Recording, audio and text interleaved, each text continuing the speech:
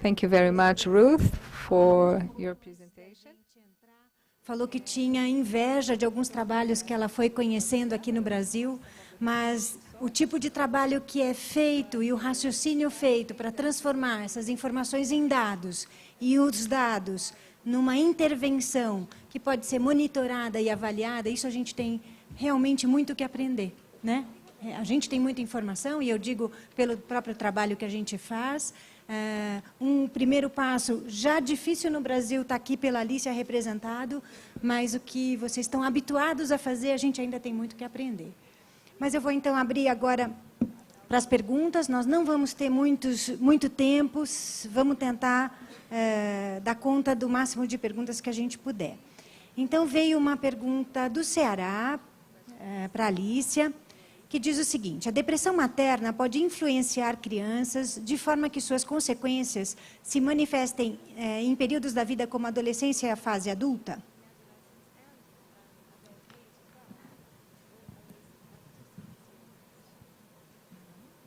Oi? Quem fez a pergunta? Não, foi do Ceará, veio pela internet. Certo. Certamente, há vários estudos que avaliam os impactos da depressão materna em distintas faixas da vida, em distintas idades da vida. E eu não posso te dizer agora na vida adulta, mas na infância, nos primeiros anos de vida e na adolescência, certamente a depressão materna tem um grande impacto. Agora, já sobre a vida adulta, aí já não poderíamos culpar unicamente a depressão materna ocorrida nos primeiros anos de vida. Aí já os estudos se complicam e precisamos de outras metodologias que os estudos até o momento não han abordado muito para considerar a contribuição específica da depressão materna nessa etapa da vida. Então vamos para uma próxima para você também, Alicia. As mães diagnosticadas com depressão tiveram atenção da saúde para esse problema? E quanto às crianças foram encaminhadas para atendimento, supondo que as mães foram tratadas, isso não evitou as ocorrências de transtorno mental nas crianças? Certo. De onde essa pergunta? Daqui. De aqui. Quem fez a pergunta? Não está aí. Lá. Obrigada por perguntar isso, porque é super interessante. Nós também estávamos muito preocupadas com isso, porque nós sempre que identificamos no estudo depressão materna grave, nós orientamos e acompanhamos, não pessoalmente, porque eu não sou psiquiatra, mas obviamente detectamos e damos até a hora para que as mães possam, às vezes, a consulta, não? Para ter uma consulta mais agilizada. Sabemos que há pouco serviço de atenção para a saúde mental em Pelotas, tá? Então, mas nós facilitamos muito a consulta, damos todo o que podemos. Então, quando nós vimos esse porcentagem de mulheres que, apesar dessas coisas, as mulheres continuavam com depressão severa e permanente durante esses 6 primeiros anos de vida, nós ficamos bastante horrorizados com esse assunto. Então, já esqueci a pergunta. Mas era por esse lado, não? Era, claro, que aconteceu com essas mulheres? Que aconteceu justamente que a maior parte não completam tratamento, a maior parte não conseguem um tratamento contínuo. E não falo, quando eu falo de tratamento, não estou falando de medicação. Estou falando de um acompanhamento dessas mulheres, porque os serviços de saúde mental estão sobrecargados na cidade. Eu não conheço muito aqui em São Paulo, porque eu recém cheguei a São Paulo faz um ano, então não conheço muito, mas certamente lá em Pelotas não tem muita disponibilidade de tratamento e acompanhamento. Era isso, eu tenho pouca memória. Bom, Ruth, 2 perguntas que vão no mesmo sentido para você. A grande dificuldade que encontramos nos trabalhos com famílias se deve à sensibilização inicial e permanência das ações de longo prazo. Quais as estratégias vocês utilizam para mobilizar as mães e para garantir a permanência delas, utilizam vínculos com outros programas de transferência de renda direta?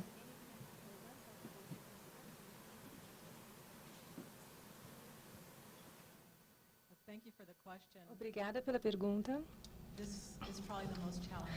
É difícil dizer. É difícil me ouvir em português enquanto eu falo inglês.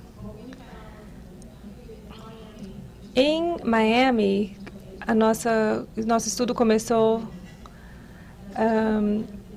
com 5 dias de vida e a gente tinha encontros semanais. Uma mãe foi a todos os encontros.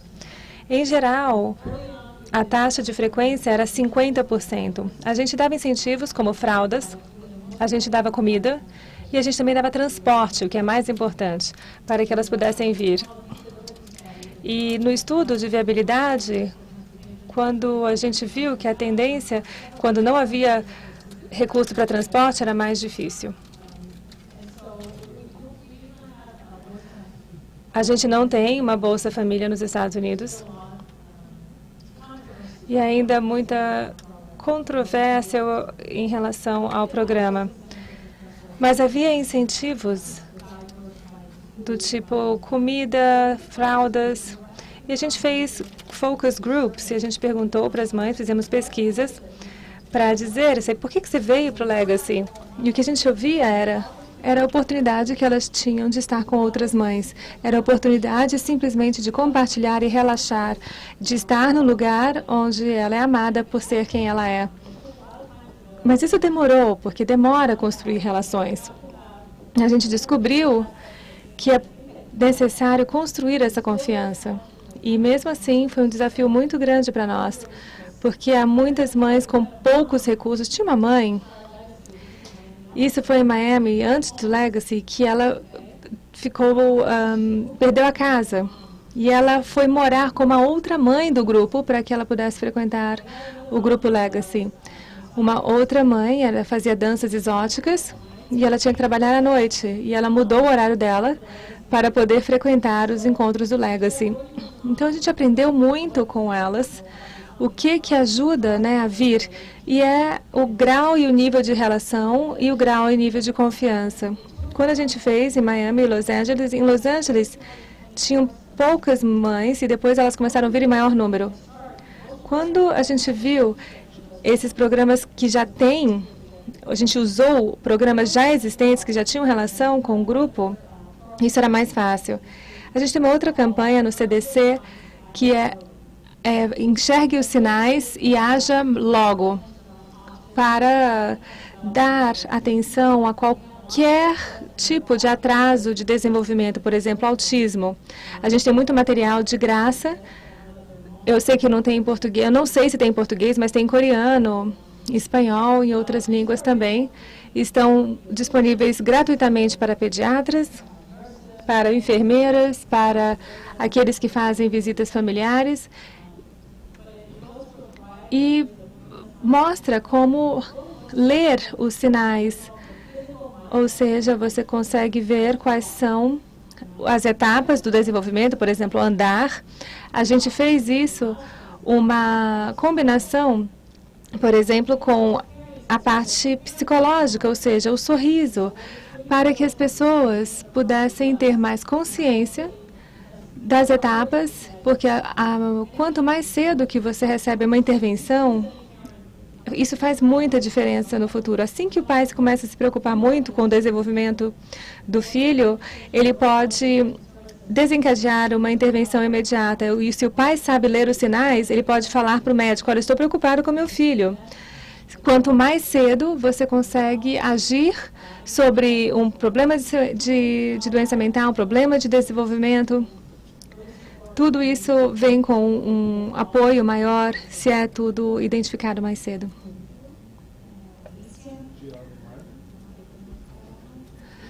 Alicia, this question is about As parentais e as deficiências das mães deprimidas com as crianças. Por exemplo, foi mais negligência, abuso?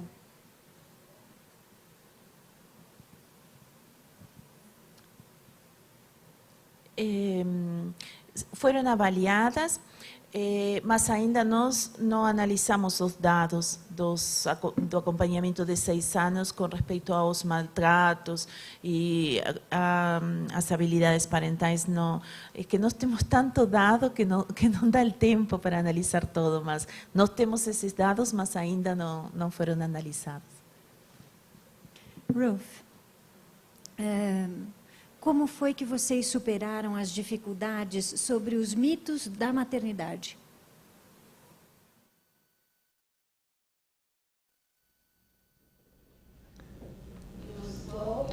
Foi devagar, foi por meio da escuta. Em Los Angeles, a gente tinha uma enfermeira de saúde pública que estava disponível para dar informação.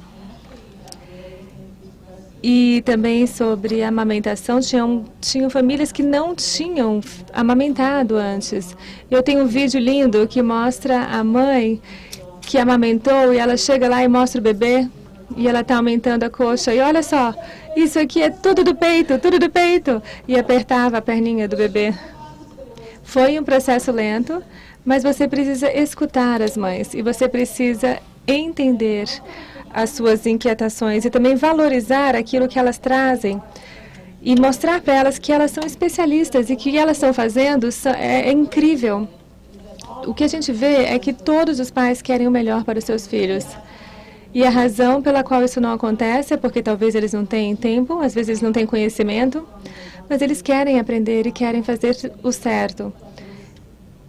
Mas foi pouco a pouco, foi de uma forma de escuta, deixar outras mães, nunca dar aula, nunca chegar e falar. O líder do grupo sempre ouvia e deixava que as mães chegassem às conclusões. We have 5 minutes, so I'll make a question each. Essa aqui é para a Alicia. Alguns estudos mostram que a idade materna pode ser um fator de risco para o desenvolvimento da criança. Gostaria de saber se na sua amostra essa variável foi analisada e se houve alguma significância nos resultados. Se os filhos de mães adolescentes estão mais vulneráveis aos riscos ligados à saúde mental? É de aqui a pergunta? Das pessoas aqui. Nós especificamente analisamos esse assunto e não encontramos que filhos de mais adolescentes tiveram mais risco de ter transtornos psiquiátricos que filhos de mais de outras idades. Não, a idade não foi uma variável importante. Interessante, né?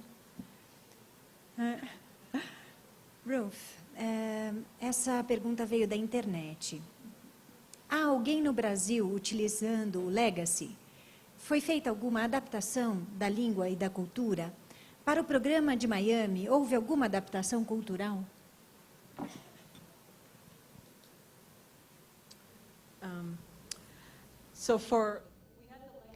A gente tinha um modelo Legacy em Miami e Los Angeles. Eles desenvolveram o currículo de acordo com a comunidade deles.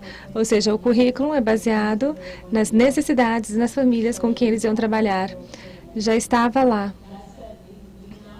Ou seja, agora temos Legacy em espanhol, e não era apenas uma tradução, mas uma adaptação. A gente vai e volta, a gente tenta achar principalmente as famílias latinas com as quais trabalhávamos. Muito do Legacy tem a ver com música e provérbios. Então, o que a gente fez foi achar os provérbios usados na Colômbia, ou no México, ou em Cuba, porque essas seriam algumas das famílias com as quais trabalharíamos. E o que a gente vê é que as pessoas que trabalham com Legacy, por exemplo, fazem uma música para ensinar esse tipo de coisa.